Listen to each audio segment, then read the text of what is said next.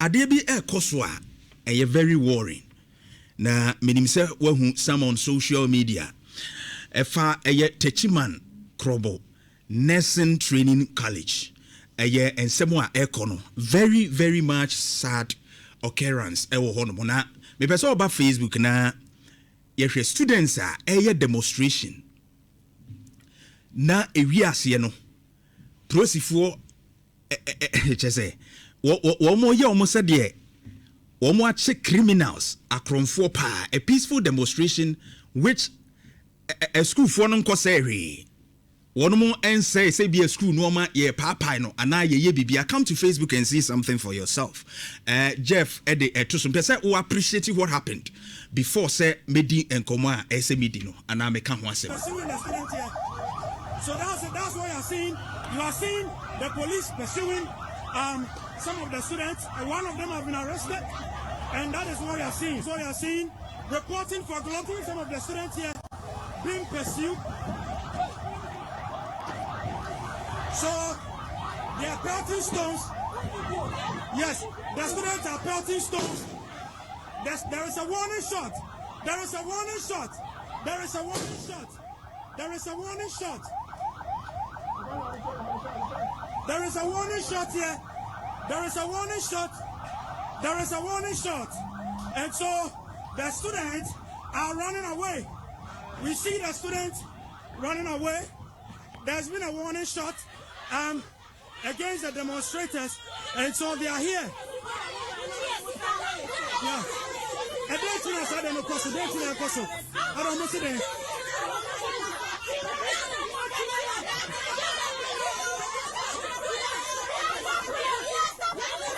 Uba Facebook we a nursing training students are Techiman Krobo honomona demonstrations no koso no. This is what was happening now.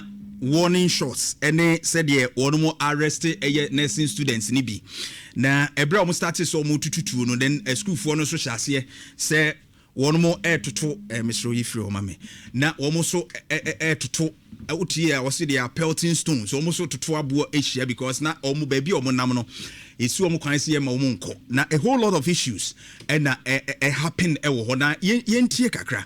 Just come to Facebook na share the echoes wo ho no Techiman Krobo nursing training students. And in the course of the demonstration the police sounded a warning shot. There was a warning shot and the students had to bolt. And so that's what is happening here. A lot of them are trying to save their heads. Yes, from the demonstration. The police. Okay, so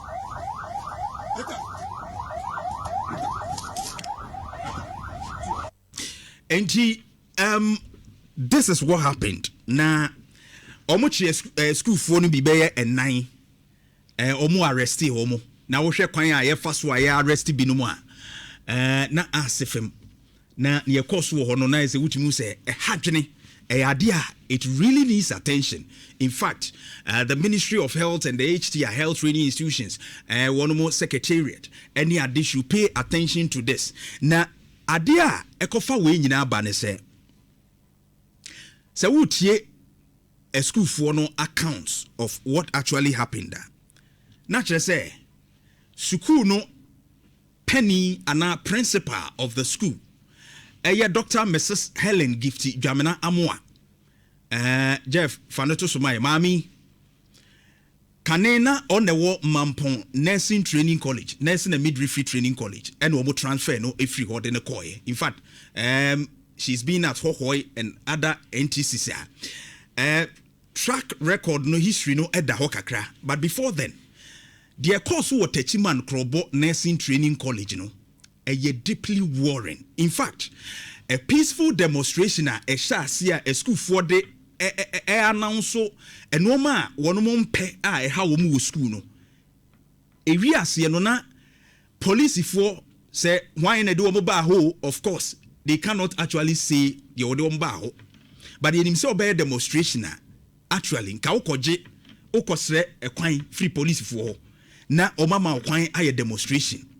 So the students no etisi mu omo ye demonstration because student leadership no ekire se omo kura ehu bo omo SRC no mpanimfo no kire se ehu bo omo maami yi omo ntimi nkonanim omo suru enti omo kura bedi school fo nanim no omo feel se omo kwa animu a ye be victimize omo nti no they can't even go to the police station and seek any ayibia but ebreso was no student body ni nyina fi say ne omo kom na no edin se omo tisi monte omo afamu ache and how omo omo nya kamaphobia omo kire se kromu ehwo hene krobo hene ene ade nyina omo de akoto mpanimfo animu atwero nkrata de akoma MC no omo aka ho nyina but maami de wo ya no wo ye omo nya anu yie bia and so de na aka omo ane se school fo ni nyina unyi wo twen nyia do omo nyina aka bom na omo tisi montre so mo mu se afa de aduru no sabe ensuo ta pronchene a oje wo eno ena omo tisi montre a pressifo e be stop e omo ade si wo ho no ene mu warning shots ne said ye see e che omo ba Facebook be as film as a country na oba yetimi eso ni mu sei jefa oba ne de ne to so mame emia sebe ne no fofra yire no said ye amowi onkura hwe. This kind of arrest there, I don't know where police officers imusia sa de we mum de hadwene o hwe de cause over Facebook be this particular kind of a treatment here na no edin na esi school for ne kire say omu tua feeding fee aduane a omu di wo school omu tua 1700 cedis na 1700 cedis no mutua no say sika no omu didi anopa awia ene anwumre omu breakfast lunch ene supper afedie maami ba ye no ne waye ne say ono no se omu nidi anopa breakfast no watwam omu ni ombedi lunch ene supper na breakfast na wo ye free ho anopa aduane no a omu ni nachi no omu lunch no omu kyerese na ye 1 pm say maame ne de call 3 pm nti enkobo be 3 ansa no wadidi eno achi no omu esapa nanka omu taking in tem eno say ya shift e de call 8 pm sapa enwumre aduane yedi na nando no nwotwe ne yesufo no omu kan ya maame ne se de waya no waye saa no omedi no enti lunch ekwa 3 pm supper ko 8 pm but ye kai his excellency John Dwamena mama say ebo 7 kura no a numti keke ne da na no ya wo ma speech no kan say ya pomudi nti or you worried about people omudidi aduane emu aduru anadwo no no kura de after 7 no SAT na wonom no wada his excellency John Dwamena mama no advice on health and I'm surprised say a health training institution mo tete anesefo wo mo beba bontia be educating crofo kwan eso mfa so didie no mumu didi 8 pm anadwo very sad wonu a wo tete crofo abe kyerɛkyerɛ se mundi ye mo aduane bre we na se mudi no no ebe boa mu nipadua no mu didi anadwo 8 a supper very sad and when we tie nkwada ne complain na o ma famu ache academic calendar he say omu kire say nursing schools no amakwan but omu da so tifi omu da so ti school mu omu calendar no yasesa no so omu be ya make sem ana exams bi akura no omu wo ho ani abeka che mo start bi next week mo start next 2 weeks say enye plan da omu ankasa timi dwene plan bibi and that kind of leadership omu kire say omu famu a omu koka ha emfa because ne maame ne pe na oye omfi omu. Yes, nananom ahemfo aka abam but still it's not working. Na be pese wutie menua pani eye oman hene kwabena sante ene eye school fo ni bi atwetwe nkomo on adom dwaso nsem na school ni no kire se maame no kura no je se omu nananom e wo ho ose maame no omu nananom e wo ho kura je se wo mu kan hwe kura omfi na mema o background kakra mema background papra about this issue tie school ni na yewia ne e wachire no meka no so wakyerɛ we dwaso nsem menua pani omahene oni school ni no asentie no kakra and krobo hene de me gire se on so sa ne ma we nyina so na me ne respect wo hene no na nato ne nsa fe ne kra on film no na wa no on fo bia enye shi and krobo hene de me gire se on so sa ne ma we nyina so na me ne respect wo hene no na nato ne nsa fe ne kra on film no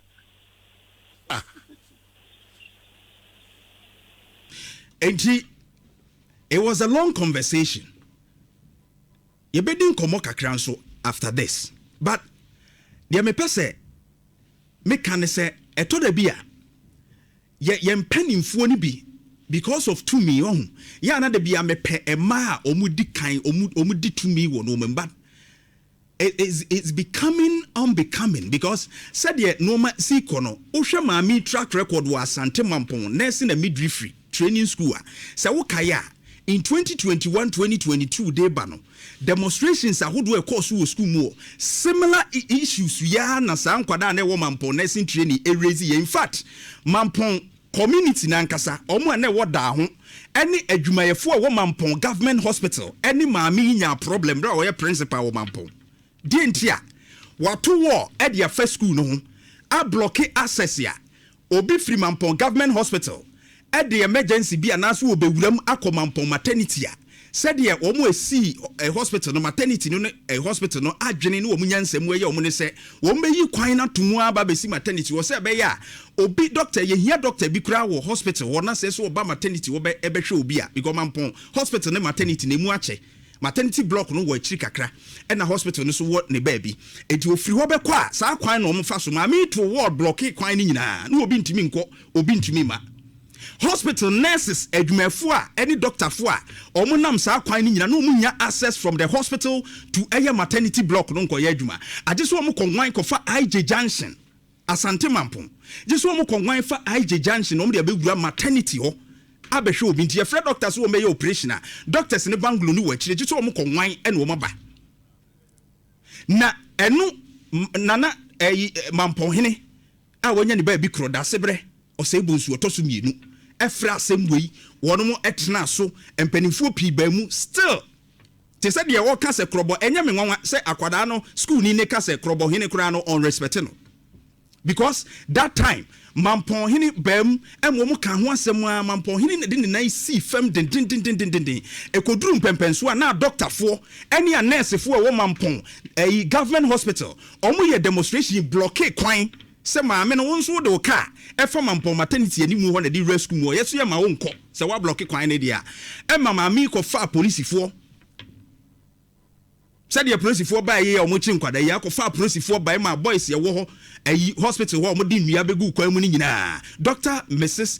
Hellen Gifty Amoah principal former principal Mampon NTC asem na making Emma police fo na ba o be cheche boys yi kura ye staff e wo Mampon government hospital mani mu anya obi na ka kire me.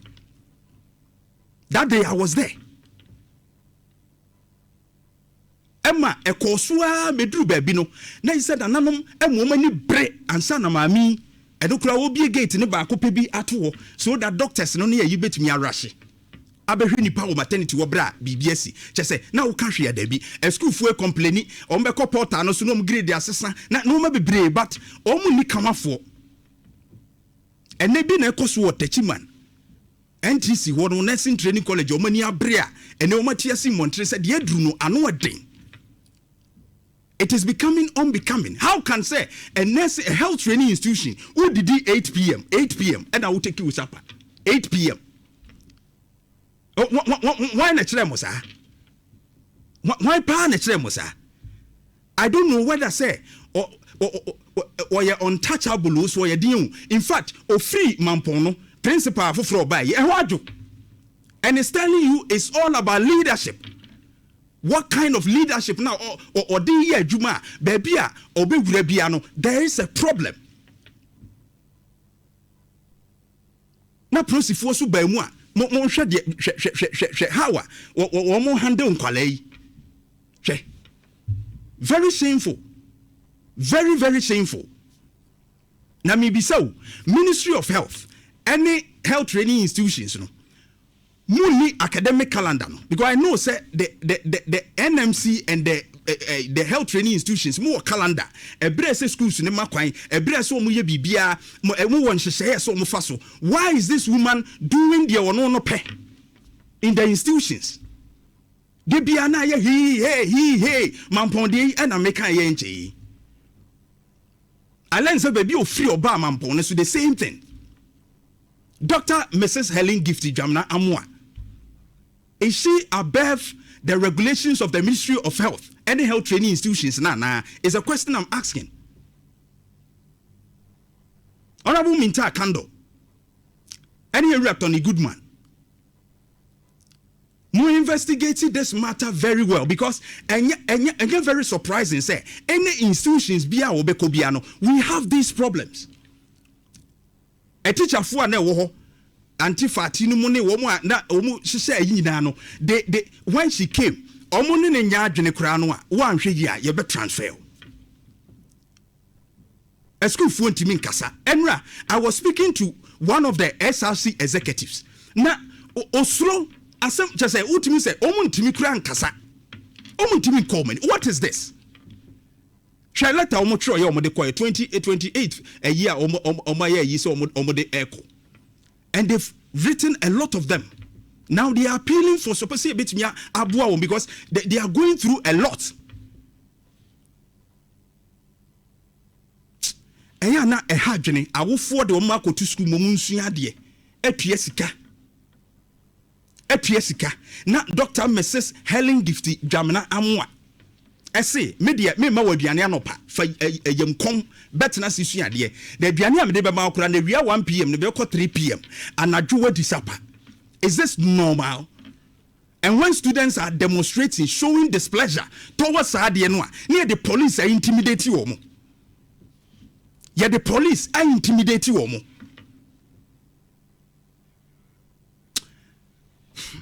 Now, o my nankasano, they say, Yen Isha Ben will net you for. Sana o mine no akoye. Yen you watch Ben o net you for. Now, what they crack say, Nanam craft friend walk robo and so disrespect you. Is it not shameful? Is it not shameful? This is a national disgrace. About national television, so baby, I can't watch him. Techiman, Krobo, Nursing Training College, Dr. Mrs. Hellen Gifty Dwamena Amoah. Similar incident, of course, woman pono. Yentie mampon the end of that time. A school for no woman sembia omukae. Na wutia me say similar incident. Tie mampon time by course wo no. A bread school for no e kasa. Na omani abre. Dede e course wo techi man nursing. Sa na course wo mampon bra no wo ye principal no kro ya. E principal mampon tie school for no.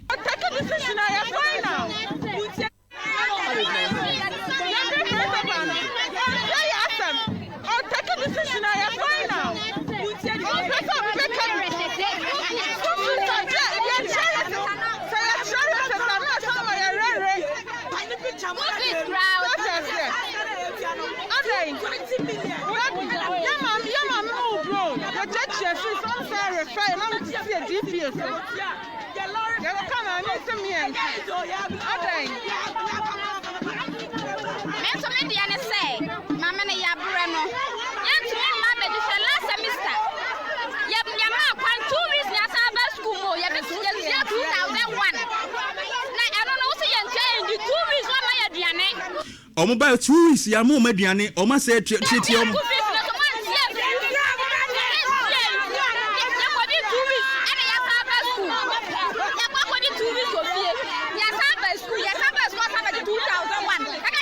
weye mampon a school for those time no ye principal o mampon no okoye kra nche ni mfie mienu kra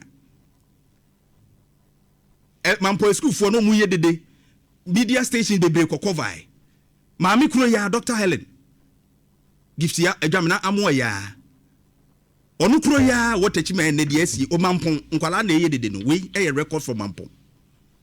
What is wrong with her leadership? Is she above the regulations of the Ministry of Health and the health training institutions?